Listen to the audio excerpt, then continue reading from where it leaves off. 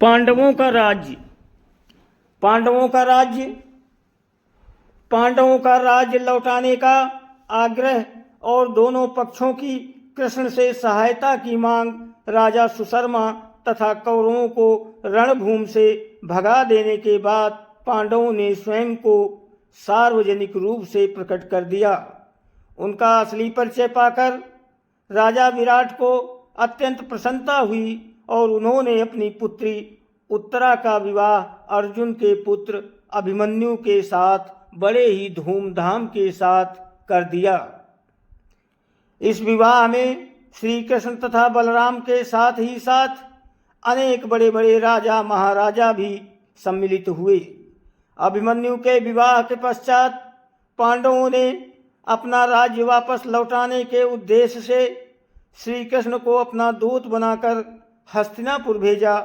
धृतराष्ट्र के राजसभा में यथोचित सत्कार और आसन पाने के बाद श्री कृष्ण बोले, हे राजन, पांडवों ने यहाँ उपस्थित सभी गुरुजनों को प्रणाम भेजते हुए कहलाया है कि हमने पूर्व किए करार के अनुसार 12 वर्ष का वनवास तथा 1 वर्ष का अज्ञातवास पूरा कर लिया है।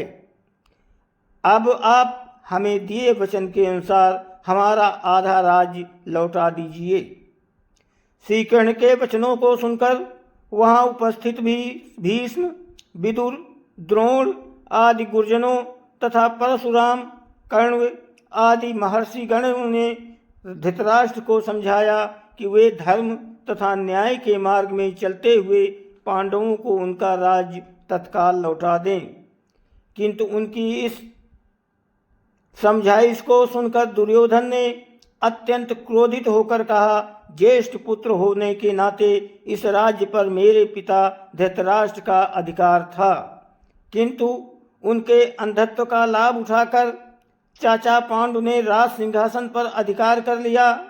मैं महाराज धृतराष्ट्र का ज्येष्ठ पुत्र हूँ, अतः इस राज्य पर मेरा और केवल मेरा अधिकार है। मैं पांडवों को राज्य तो क्या सुई की नोक के बराबर भी भूमि देने के लिए तैयार नहीं हूँ।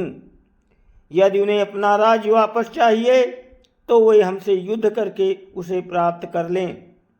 उपस्थित समस्त जनों के बारंबार समझाने के बाद भी दुर्योधन ने अपनी बात पर अडिग रहकर और श्री कृष्ण वापस पांडवों के पास चले आए और दोनों पक्षों में युद्ध की तैयारी होने लगी। पांडवों को राज्य न देने के अपने निश्चय पर दुर्योधन के अड़ जाने के कारण दोनों पक्ष के मध्य युद्ध निश्चित हो गया तथा दोनों ही पक्ष अपने लिए सहायता जुटाने में लग गए। एक दिन दुर्योधन श्री कृष्ण से भावी युद्ध के लिए सहायता प्राप्त करने हेतु द्वारिकापुरी जा पहुँचे। जब वो पहुँचा उस समय श्री कृष्ण निद्रा मग्न थे, अतएव वह उनके सिरहाने जा बैठा। उसके कुछ ही देर बाद पांडु तनय अर्जुन भी इसी कार्य से उनके पास पहुँचे और उन्हें सोया देखकर उनके पैताने बैठ गए। जब श्री कृष्ण की निद्रा टूटी तो पहले उनकी दृष्टि अर्जुन पर पड़ी। अर्जुन से कुशल क्षेम पूछने से के भगवान कृष्ण ने उनके आगमन का कारण पूछा। अर्जुन ने कहा, भगवान, मैं भावी युद्ध के लिए आपसे सहायता लेने आया हूँ। अर्जुन के इतना कहते ही सिरहाने बैठा हुआ दुर्योधन बोला, हे कृष्ण, मैं भी आपसे सहायता के लिए आया हूँ। क्योंकि मैं अर्जुन से पहले आया हूँ, इसलिए सहायता मांगने का पहला अधिकार मेरा है। दुर्योधन के वचन सुनकर भगवान कृष्ण ने घूमकर दुर्योधन को देखा और कहा, हे दुर्योधन, मेरी दृष्टि अर्जुन पर पहले पड़ी है और तुम कहते हो कि तुम पहले आए हो, अतः मुझे तुम दोनों की ही सहायता करनी पड़ेगी। मैं तुम दोनों में से एक को अपनी पूरी सेना दे दूंगा और दूसरे के साथ मैं स्वयं रहूंगा, किंतु मैं ना तो युद्ध करूंगा और ना ही शस्त्र धारण करूंगा। अब तुम लोग निश्चय कर लो कि किसे क्या चाहिए। अर्जुन ने श्री कृष्ण को अपने साथ रखने की इच्छा प्रकट की, जिससे दुर्योधन प्रसन्न हो गया, क्योंकि वो तो श्री कृष्ण की विशाल सेना लेने के लिए ही आया था।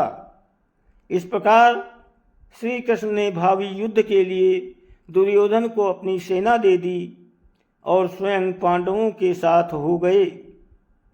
दुर्योधन के जाने के बाद श्री कृष्ण ने अर्जुन से पूछा, हे पार्थ, मेरे युद्ध नहीं करने का निश्चय के बाद भी तुमने क्या सोचकर मुझे मांगा? अर्जुन ने उत्तर दिया, भगवान, मेरा विश्वास है कि जहाँ आप हैं वहीं विजय है, और फिर मेरी इच्छा है कि आप मेरा सारथी बने। अर्जुन की बात सुनकर भगवान श्री कृष्ण ने उनका सारथी बनना स्वीकार कर लिया। दोस्तों, वीडियो को लाइक और सब्सक्राइब जरूर करें, आपकी बहुत मेहरबानी होगी। आप सभी को बहुत बहुत धन्यवाद। कोटि कोटि प्रणाम।